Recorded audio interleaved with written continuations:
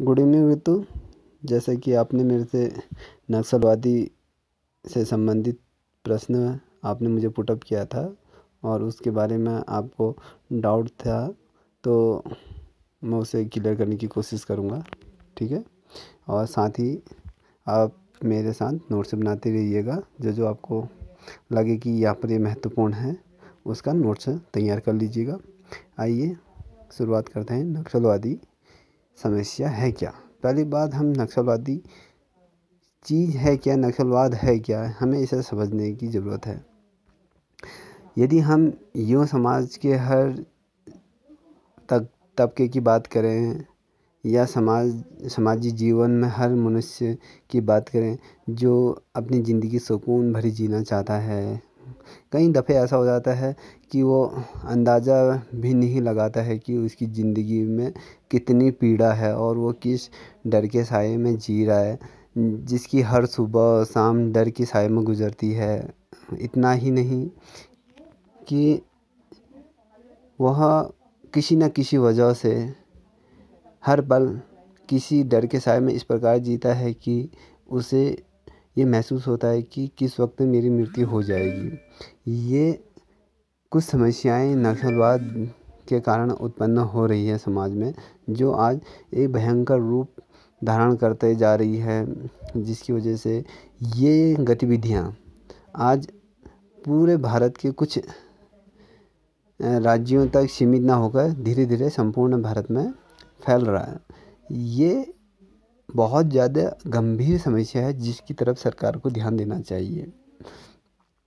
यदि अगर मैं किसी व्यक्ति को बिना वजह अपनों को खोना पड़े, यह ना कि केवल चिंता का विषय है, बल्कि यह बैठकर मंथन करने की ज़रूरत है कि हम कैसे समाज में और कैसे परिवेश में जी रहे हैं और किस वातावरण में अपनी ज़िंदगी जी रहे हैं, और क्या जिस वातावरण में हम जी रहे हैं, क्या उस वातावरण में हम अपने आप को सुरक्षित महसूस करते हैं या नहीं। पल पल एक डर के साए में जीना, वह कहीं ना कहीं हमारे अंतर आत्मा को झिझोड़ देता है। यदि हम पिछले 3 सालों की बात करें तो इस दौरान नक्सलवादी हमले में कई लोगों की डेथ, हज़ारों लोगों की मौतें हुई, जिसके अंतर्गत हमारे सीआरपीएफ के जवान हो गए और सुरक्षा सीमा बलों के जितने भी जवान हैं और पुलिस बल, आर्मी की टुकड़ियों पर नक्सलवादियों द्वारा आए दिन हमले होते रहते हैं। आप यदि बात करें जो नेता लोग हैं जिसका कद समाज में एक अच्छे नेता के तौर पर रहते हैं, तो नक्सलवाद उन्हें भी टारगेट करते हैं, उन पर भी हमला करने की कोशिश करते हैं, क्योंकि ये समस्या विकट रूप धारण करती जा रही है, जो एक बहुत गंभीर समस्या के तौर पर उभर के सामने आ रही है। अगर हम ये बात करें कि नक्सलवादी हमलों में हज़ारों लोगों की मौत हो रही है, वहीं अगर सरकार की माने, ये एक दूसरी तरफ सरकार कह रही है कि नक्सलवादी हमले धीरे धीरे उनमें कमियां आ रही हैं। मुझे नहीं लगता कि उनमें कमी आ रही हैं, और वो ज़्यादा तीव्र गति से और बढ़ रहे हैं। नक्सलवादी जो इलाके होते हैं वो लगातार फैलते जा रहे हैं। सरकार की रिपोर्ट के अनुसार वो सिमट रहे हैं, और कुछ जो नक्सलवादी लोग हैं वो सरकार के सम्मुख या पुलिस बल के सम्मुख से सरेंडर करके अपने आप को आत्मसमर्पण कर रहे हैं। परंतु 100 में से यदि एक व्यक्ति द्वारा आत्मसमर्पण किया जाता है तो उस पर हम ये नहीं कह सकते हैं कि नक्सलवाद धीरे धीरे ख़त्म हो रहा है। वो अगर एक व्यक्ति आत्मसमर्पण कर रहा है, जिस प्रकार से हमारे देश में बेरोजगारी जिस तीव्र गति से बढ़ रही है उसको मद्देनज़र रखें, तो लोग क्या हो रहे हैं, नक्सलवादी आंदोलनों की तरफ खींचे जा रहे हैं। क्योंकि जब नक्सलवादी आंदोलन में लोग अधिक मात्रा में जुड़ रहे हैं, क्योंकि वहाँ पर पैसा जो उनके जो समुदाय के लोग होते हैं, जो जितने भी उनका संचालक होते हैं, वो चीज़ उन्हें पैसा हायर करते हैं, और जो समाज में अत्याचार, लूट घसूट और लोगों को लूटना इत्यादि चीज़ें करते हैं, उसके अंतर्गत ये चीज़ें नक्सलवादी आंदोलनों की परिधि के अंतर्गत आते हैं। यदि हम इस पर चर्चा करें जो इसके प्रमुख बिंदु हैं, तो इसकी शुरुआत हुई थी आपकी 1967 में इसकी शुरुआत हुई। इस समस्या को हम सरकार के सामने जड़ से मिटाने तक ही नहीं, यह पूरी तरीके से असफल हो रहा है। क्योंकि सफल इसलिए नहीं हो पा रहा है क्योंकि ये जड़ से समाप्त नहीं हो पा रहा है। और इसकी तकनीकों की बात करें, जितने भी हमारे सुरक्षा कर्मी हैं या सुरक्षा दल है, सीआरपीएफ के जवान हैं या आर्मी के जवान हैं, इनकी बात करें तो क्या ये तकनीकों से हमारे सुरक्षा बल इस समस्या को निपटने के लिए सक्षम है, या फिर हमारी सरकारों में राजनीति जो इच्छा शक्ति है वो कम हो रही है। तो दोनों ओर ये चीज़ में कहीं ना कहीं कमियां प्रस्तुत हो रही हैं। यदि हमारे जवानों को आधुनिक हथियारों से सरकार लैस कर दे और नक्सलवादी क्षेत्रों में इसका सफाया कर दिया जाए पूरी तरीके से, तो ये चीज़ की समस्या को सुलझाया जा सकता है। और सरकार एक तरफ उन्हें पनाह भी दे रही है, दूसरी तरफ उन पे जो कह रहे हैं कि उस पर हमला करें, हम उनको धीरे धीरे समाप्त कर रहे हैं। ये सही तरीके से दुर्विहीकरण का बात होती है। ये पनप कैसे रहें भैया? जब सरकार इन्हें कहीं ना कहीं रूप से इन्हें आश्रय दे रही है तभी पनप रहें। यदि इसे हम आश्रय नहीं देते, यदि हम कहेंगे भैया नक्सलवादी छत्तीसगढ़ के जो कुछ ज़िले हैं जहाँ पर ये नक्सलवादी आंदोलन प्रभावी तौर पे है, यदि हम कहेंगे अगर हमें 50 टुकड़ियाँ अगर हम आर्मी के या सीआरपीएफ के जवानों की जो अगर 50 टुकड़ियाँ या 10-15 बटालियन अगर हम लगा दें, वो कुछ मुट्ठी भर लोग होंगे तो उनका सफाया आराम से हो सकता है। मगर सरकार भी ये भी नहीं चाहती ना। तो सरकार यदि इस चीज़ को पूरी तरीके से समाप्त कर दे तो उसके पास जब चुनावी मैदान में उतरने के पश्चात जब नक्सलवादी पर जो टिप्पणी होती हैं, चुनाव जीतने का एक जो बहाना होता है, वो सरकार के पास नहीं रहेगा। फिर वोट किस आधार पर मांगेंगे? यदि हम विकास की बात करें तो धरातल पर विकास हो नहीं रहा। तो कुछ मुद्दे ऐसे होते हैं जो सरकार उन्हें अपने पक्ष के लिए रखी रहती हैं, जिससे कि वो उसका फ़ायदा उठा सकें। ठीक है। क्या नक्सलवादी की वजह से काम करने के बजाय सियासी दलों ने इन्हें सहारा दिया है? बिल्कुल सहारा दिया है। यह सवाल सरकार ने इसे निपटने के लिए क्या पहल की है? सबसे पहले सरकार से पूछना चाहिए हमें कि भैया आपने नक्सलवादी आंदोलन को समाप्त करने के लिए क्या क्या योजनाएं बनाई हैं, क्या क्या प्लान बना रखे हैं। अगर सरकार पहले से ही इस दिशा में नहीं जाती है तो ये समस्या उत्पन्न होकर हमारे सम्मुख से आ सकती है, जो बहुत घातक साबित होगी हमारे लिए। अब हम विस्तार पूर्वक नक्सलवादी आंदोलन के बारे में चर्चा करेंगे। ठीक है। अब नक्सलवाद क्या है? नक्सलवाद एक कम्युनिस्ट क्रांतिकारियों के उस आंदोलन का औपचारिक नाम है जो भारतीय कम्युनिस्ट आंदोलन के फलस्वरूप उसका जन्म हुआ। नक्सल शब्द का जो उत्पत्ति हुई वो पश्चिमी बंगाल के छोटे से गांव नक्सलबाड़ी से हुआ। ये जो पश्चिमी बंगाल का एक छोटा सा गांव है जो जहाँ पर ये नक्सल शब्द का जो उत्पत्ति हुआ, नक्सलबाड़ी गांव से इसकी शुरुआत हुई, जहाँ पर कम्युनिस्ट पार्टी के नेता चारू मजुमदार और कानू सयाला ने 1967 में सत्ता के खिलाफ एक सशस्त्र आंदोलन की शुरुआत कर दी थी। यदि हम इसकी शुरुआती दौर की बात करें, मजुमदार चीन के कम्युनिस्ट नेता के बड़े प्रशंसक थे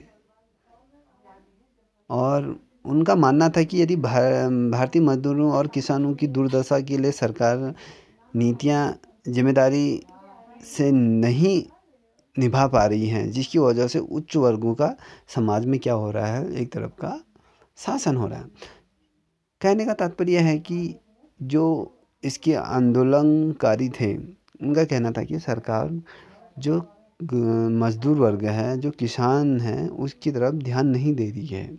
वो सिर्फ उच्च वर्गों का समाज में शासन करवाना चाहती है और आज उच्च वर्ग का शासन समाज में विस्थापित हो चुका है। इस वजह से एक वजह ये थी कि जो इससे ये नक्सलवाद का जन्म हुआ।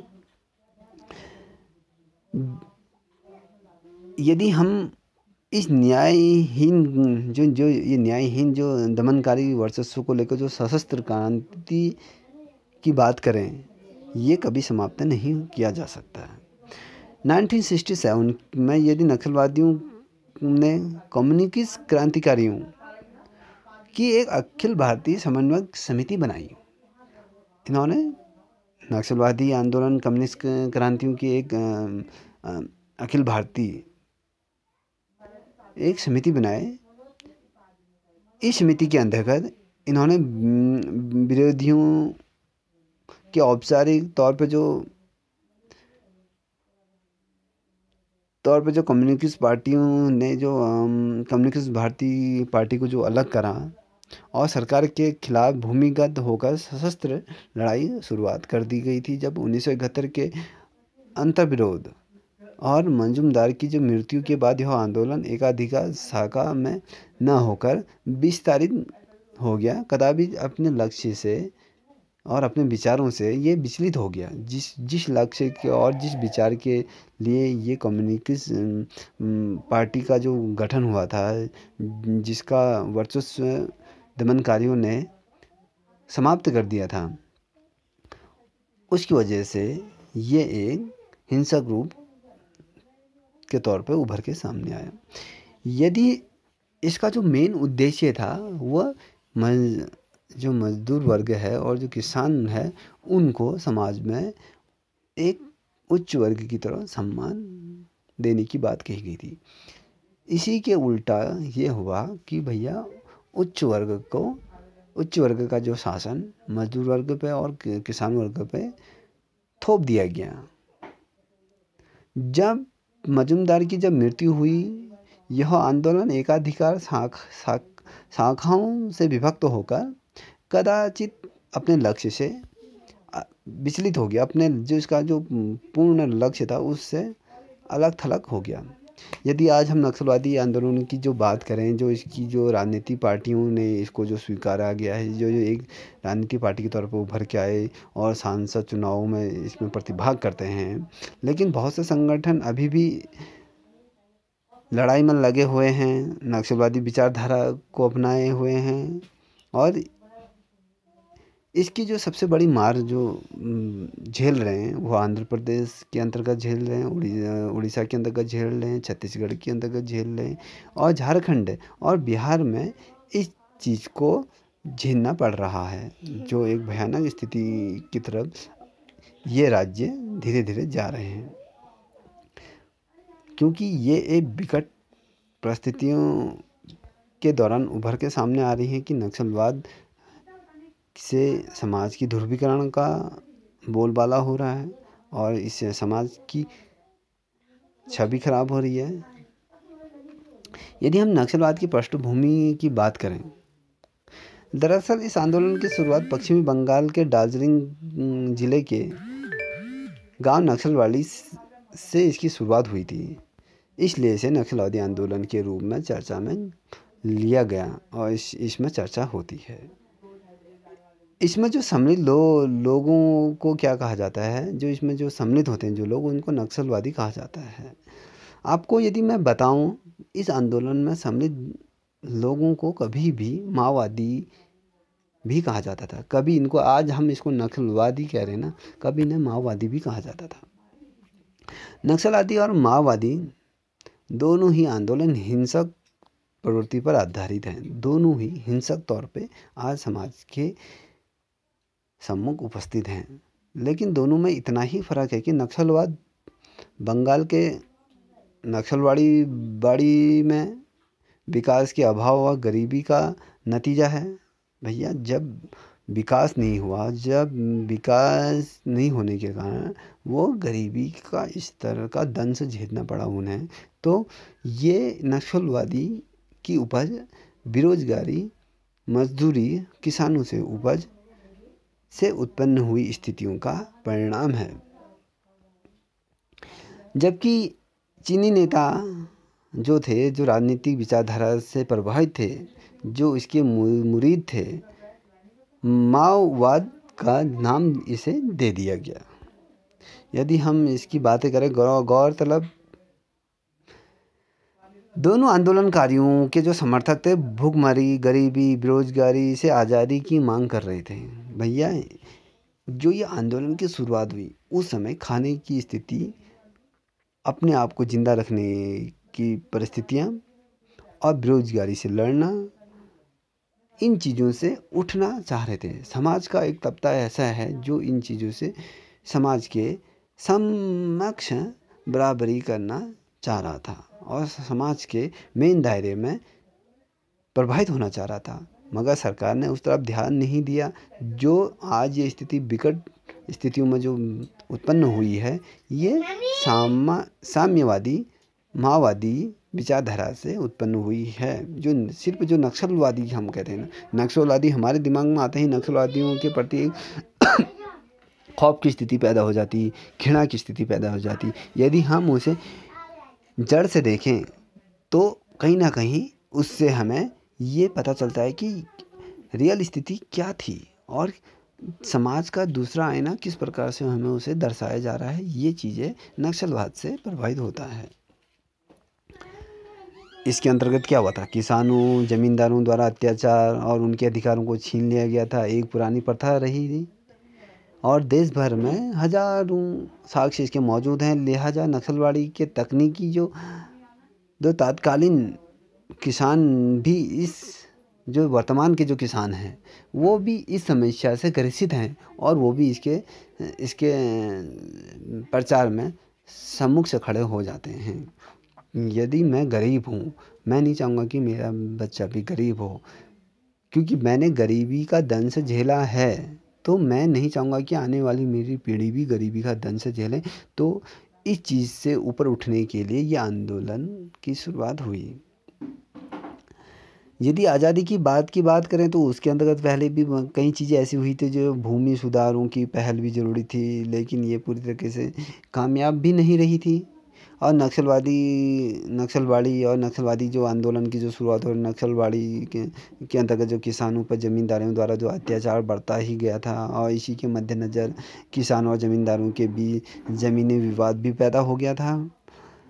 ठीक है, लिहाजा 1967 में कम्युनिस्ट ने सत्ता के खिलाफ एक आंदोलन की शुरुआत कर दी गई थी, जो आंदोलन आज वर्तमान तक जारी है। और भारतीय कम्युनिस्ट पार्टी के नेता जो चारों मजूमदार के ने कानू सान्याल और जंगल संथ्याल के साथ जो मिलकर जो सत्ता के खिलाफ एक किसानी आंदोलन की शुरुआत करी थी, जो 60 के दशक के आखिर में और 70 के दशक के शुरुआती दौर में जो नक्सलवाड़ी का विरोध और शहरी युवाओं और ग्रामीण लोगों के बीच जो दिलों में जो आग लगी थी, उसे देखते देखते ना इस प्रकार ये आंदोलन बिहार, झारखंड, पश्चिमी बंगाल में आम हो गया था। और फिर ये धीरे धीरे उड़ीसा की तरफ, आंध्र प्रदेश की तरफ और महाराष्ट्र तक भी फैल गया। और हम कहते हैं कि आज़ाद भारत में पहली बार यह इस प्रकार का आंदोलन गरीबों द्वारा भूमिहीन किसानों की मांगों को मजबूती प्रदान करने के लिए किया गया था, जिससे तत्कालीन भारतीय जो राजनीति की तो तस्वीर थी वो अचानक बदल गई थी। यदि हम इससे आगे बात करें, यह आंदोलन धीरे धीरे हिंसक प्रवृत्ति का रूप धारण करते जा रहा था। इसमें धनवान और सत्ता की मदद करने वालों की हत्या कर दी जाती थी। यह एक आम बात हो गई थी। यदि हम इसकी सच्चाई की बात करें तो अन्याय और गैर बराबरी से पैदा हुआ यह आंदोलन जो था, जो देश और समाज के लिए नासूर बना पड़ा है। लेकिन चिंता का विषय है कि हमारी सरकार अभी तक इससे निपटने का और निपटारा करने का, इन चीज़ों की जो समस्या है इनका समाधान करने का कोई रास्ता नहीं ढूंढ रही है, तो ये चीज़ बढ़ती ही जा रही है। यदि सरकारें अभी तक इसकी काट नहीं ढूंढ पाई है तो सोचो, तो क्या हम कह रहे हैं कि हम 21वीं शताब्दी के दौर में जी रहे हैं? ऐसा हो सकता है कि हम 21वीं शताब्दी के उस दौर में जी रहे हैं जहाँ पर तकनीकी सेवाओं पर ज़्यादा जोर दिया जा रहा है, हम सोशल मीडिया पे जुड़ रहे हैं, मगर अगर हम बैकवर्ड एरिया की बात करें तो वहाँ आज भी आज़ादी से पूर्व की जो स्थिति पैदा हुई है, आज भी वही स्थिति, ये चीज़ लागू है। यदि समय रहते हुए इन चीज़ों का समाधान सरकार द्वारा या केंद्र सरकार द्वारा या राज्य सरकार द्वारा कर दिया जाता है, तो ये जो आज हम नक्सलवादी आंदोलन या माओवादी आंदोलन कह रहे हैं, ये उत्पन्न नहीं होते, क्योंकि ये आंदोलन के जरिए लोग अपनी समस्याओं का समाधान सरकार के सम्मुख रखते हैं कि हमारी इन समस्याओं का समाधान कर दीजिए, मगर सरकार वोट बैंक के चक्कर में इन चीज़ों का समाधान नहीं करती है।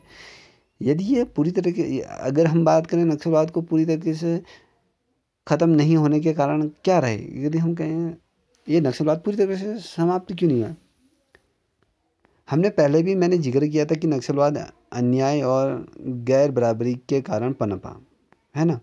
देश में फैली सामाजिक आर्थिक विषमताओं का एक नतीजा भी रहा यह आंदोलन। बात चाहे छत्तीसगढ़ के बस्तर की बात करें या सुकमा की करें, अथवा या फिर उड़ीसा के ये मलकानगिरी की करें या भुखमरी की करें या कुपोषण की बात करें, ये एक सामान्य बात आज के दौर में हो गई है। यदि इन सभी चीज़ों की जो मैं बात कर रहा हूँ, जो टिप्पणीवाद जो मैंने बताया आपको, अगर इनकी समस्याओं का समाधान सरकार द्वारा किया जाता तो मुझे नहीं लगता कि ये आंदोलन आगे बढ़ता, क्योंकि इन तरफ कोई किसी का ध्यान नहीं जा रहा है, क्योंकि ये सबके लिए एक सामान्य बात की तरह हो गई है। गरीबी, बेरोजगारी, ये निचले स्तर का जीवन शैली और स्वास्थ्य सुविधाओं के अभाव में गंभीर बीमारियां समाज में पैदा हो रही हैं और इनसे जूझ रहे हैं। और जो इन क्षेत्र में जो असामान्य लोगों की आश्चर्यजनक मौत भी हो रही हैं, जिसे समय रहते हुए किसी प्रकार की मेडिकल सुविधाएं को प्राप्त नहीं हो पा रही हैं।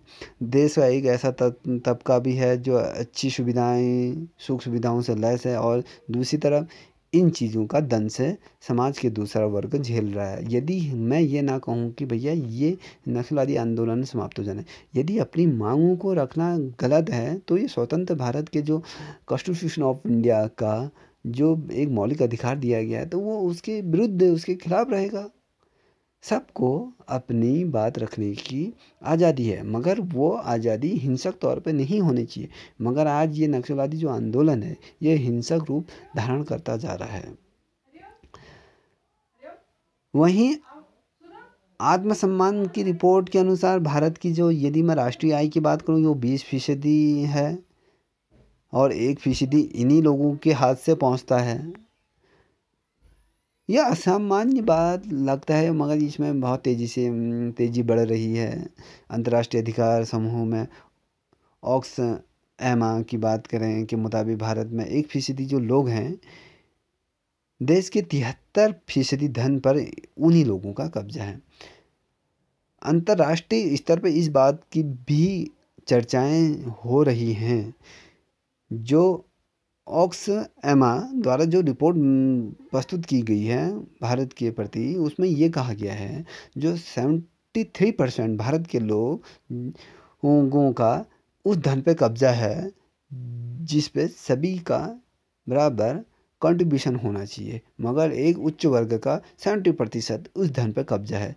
यानी इस तरफ की सामाजिक असमानताएं हमेशा असंतोष के बीज बोती है, क्योंकि यदि गरीबी की रेखा के नीचे जितने भी लोग रह रहे हैं, अगर वो उच्च वर्ग को हर चीज़ों से, सुविधाओं से लैस देखेंगे, तो कहीं ना कहीं हमारे दिल में एक आशंका पैदा होगी कि भैया वो सुख सुविधाएं हमें प्राप्त क्यों नहीं हो रही हैं, हमारी ऐसी क्या कमियां रहेगी जो सुख सुविधाओं से हमें वंचित रखा जा रहा है। ठीक है, जिसके कारण विद्रोह करने की क्षमता बढ़ जाती है। एक सच्चाई यह भी है कि ट्रांसपोर्ट एजेंसी के अनुसार यदि हम कहें भ्रष्टाचार मूल्यांकन जो सूचकांक होता है उसके आधार पर पिछले 3 सालों में हमने 5 पायदान हम इसमें फिसल चुके हैं नीचे। यदि हम 73 की बात करें तो उसमें हम 73 से 5% हमने ग्रोथ करी है, जिसके वजह से भारत में भ्रष्टाचार की जड़ गहरी बिछ रही है। अब हमें यह समझना होगा कि भ्रष्टाचार कई जड़ों की समस्याएं हैं जो असंतोष का कारण भी बनते हैं। यदि हम इसी साल मार्च में की बात करें, हमने ये देखा कि नासिक से मुंबई तक की जो लंबी किसानों की जो किसान यात्रा हुई थी, मंदसौर में पुलिस की गोलीबारी में 5 किसानों की उसमें मौत हो गई थी। जब ये खबर चर्चा में फैली, जाहिर है कि कृषि में असंतोष की चिंगारी उत्पन्न हो गई। यदि सरकार द्वारा सुरक्षा बलों के माध्यम से किसानों की जो रैली हुई थी, जो 20 किलोमीटर की जो रैली थी किसानों द्वारा, जो अपनी मांगों को रखा जा रहा था, एक निश्चित मूल्य पे किसानों को की जो फसल है उसे निर्धारित रूप में मंडी में खरीदा जाए, या क्या किसानों का जो कर्ज है उसे कम ऋण दर पे दिया जाए, तो उस स्थिति को सरकार ने समझना चाहिए था। मगर उल्टा उन पे गोलीबारी कर दी गई जिसमें 5 किसानों की मृत्यु हो गई। उसमें कोई उच्च वर्ग का आदमी तो मरा नहीं, उसमें सिर्फ किसान वर्ग के व्यक्तियों की मृत्यु हुई, जिसके कारण किसानों में ये असंतोष का एक जो बीज था वो और फैल गया। उससे क्या होता है, किसान उससे विमुख हो गए। ठीक है, अब हम बात करें नक्सलवादी हिंसा में कितनी कमी आई है। भैया, ये तो सरकार अपने आंकड़े जो प्रस्तुत करती है तो उसमें भी कहीं ना कहीं शंका है कि भैया नक्सलवादी आंदोलन कितना % घट चुका है।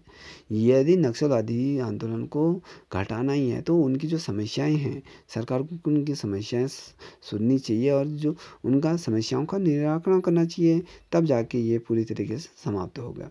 नक्सलवादी समस्या को लेकर ढेर सारी चुनौतियों के बावजूद इस बात से इनकार नहीं किया जाता है कि नक्सलवाद प्रभावित क्षेत्रों में सबसे पहले बक्सर में कमी आई।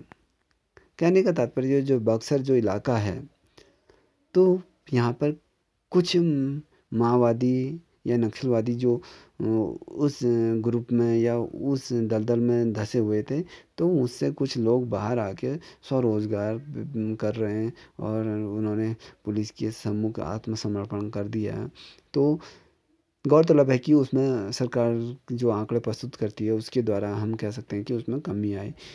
यदि 2008 की बात करें तो उसमें 223 जिलों में नक्सल प्रभावित इलाके थे।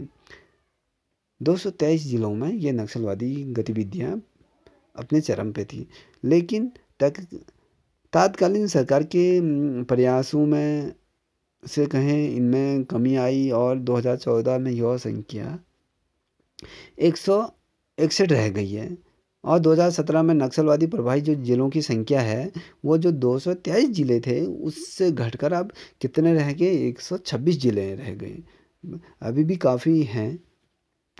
यदि हम गृह मंत्रालय की जो हालिया रिपोर्ट है उस पे चर्चा करें तो उसके अनुसार अब यहाँ पर जो घट के 126 जिले रह गए थे, अब वो सिर्फ 44 जिलों को नक्सल मुक्त घोषित कर दिया। मतलब अब ये जो 44 जिले हैं, अब इसमें किसी भी प्रकार का नक्सलवादी या माओवादी आंदोलन की जो गतिविधियां हैं वो पूर्ण तरीके से समाप्त कर दी गई हैं। सरकार ने उसको नक्सलवाद मुक्त जिला घोषित कर दिया, जबकि जो 8 नए जो जिलों में जो नक्सलवादी गतिविधियां जो देखी जा रही थी, लिहाजा नक्सलवादी प्रभावित कुल जिलों की संख्या अब जो 126 जो मैं कह रहा था जो शेष रह गई थी, अब वो 90 हो गई हैं, जिसमें सभी जिले देश के 11 राज्यों में फैले हैं। अब जो 90 जो मैं कह रहा हूँ ना जो ज़िले बचे हैं वो सिर्फ जो देश के 11 जो राज्य हैं अब वो वहाँ तक सीमित रह गए हैं। इनमें 30 सबसे ज़्यादा नक्सल प्रभावी इलाके हैं जहाँ पर ये चीज़ें गतिविधियाँ ज़्यादा मात्रा में हो रही। उसके अंतर्गत जो राज्य आते हैं छत्तीसगढ़, उड़ीसा, मध्य प्रदेश और बिहार को यह सबसे ज़्यादा नक्सलवादी प्रभावी राज्यों की कैटेगरी में हमने रखा है। जो सरकार की जो हालिया रिपोर्ट है, जो गृह मंत्रालय द्वारा जो जारी होती है, प्रतिवर्ष जो रिपोर्ट जारी होती है, उसके अनुसार जो राज्य हैं छत्तीसगढ़, झारखंड, उड़ीसा और बिहार में सबसे ज़्यादा नक्सलवादी गतिविधियाँ हो रही हैं। आंकड़ों में यदि हम गौर करें तो ये दशक में जो हिंसा में जो कमी आई है, जो कई जिले जो नक्सलवादी गतिविधियों से जो मुक्त हो गए हैं। गौर करने वाली जो बात है, जो कई ऐसे नए ज़िले हैं जिसमें नक्सलवादी गतिविधियाँ शुरू भी हो रही हैं। ऐसा नहीं कि नक्सलवादी पूर्ण तरीके से घटे। यदि ऐसे 126 से 90 हो गए तो 90 से जो 11 ज़िले हैं तो उनमें कुछ नए ज़िले भी नक्सलवादी गतिविधियों में सम्मिलित हो रहे हैं। यदि हम इसी साल की बात करें 2019 की जो बात करें, जो मार्च में 2020 में जो गृह मंत्रालय द्वारा जो रिपोर्ट जारी की गई है, उसके बाद जो हम आंकड़ों की बात करें उसके मुताबिक 8 ऐसे ज़िले हैं जहां पहली दफ़ा नक्सलवादी गतिविधियां देखी गई हैं। तो 8 ज़िले जो पहले नक्सलवादी गतिविधियों में नहीं थे, नक्सलवादी गतिविधियां उस ज़िलों में नहीं थे। तो जो इस वर्ष जो रिपोर्ट आई थी उसमें जो 8 नए ज़िले प्लस हो गए, उनमें गतिविधियां देखी गई। उसके अंतर्गत जिसके अंतर्गत ये 8 नए जो ज़िले जुड़े हैं उनमें केरल में 3 हैं, उड़ीसा में 2 हैं, छत्तीसगढ़ और मध्य प्रदेश और आंध्र प्रदेश में एक ज़िले पाए गए हैं जो नक्सलवादी गतिविधियों में अपना महत्वपूर्ण योगदान दे रहे हैं। अब ऐसी स्थिति में सवाल उठना भी लाजिब है कि जब एक तरफ नक्सलवाद प्रभावी क्षेत्रों को सिपटने का दावा कर रही है सरकार, तो दूसरी ओर ये नए नए ज़िले कैसे बन रहे हैं। तो कहीं ना कहीं सरकार की भी कमी है जो उनकी समस्याओं को पूरा नहीं कर पा रही। इस पहलू पर भी ध्यान देने की बहुत ज़रूरी है। यदि हम गृह मंत्रालय की बात करें या राज्य सरकार की बात करें, केंद्र सरकार की बात करें, दोनों को मिलकर काम करना होगा इन क्षेत्रों पे। जो ये 8 ज़िले हैं, जो 90 ज़िले हैं, तो यदि इन ज़िलों पे अगर फोकस किया जाए तो इनकी जो समस्याएं हैं, इनकी समस्याओं से इनको मुक्त कर दिया जाए तो मुझे लगता है कि नस्लवाद से पूर्ण तौर पे हम मुक्त हो सकते हैं।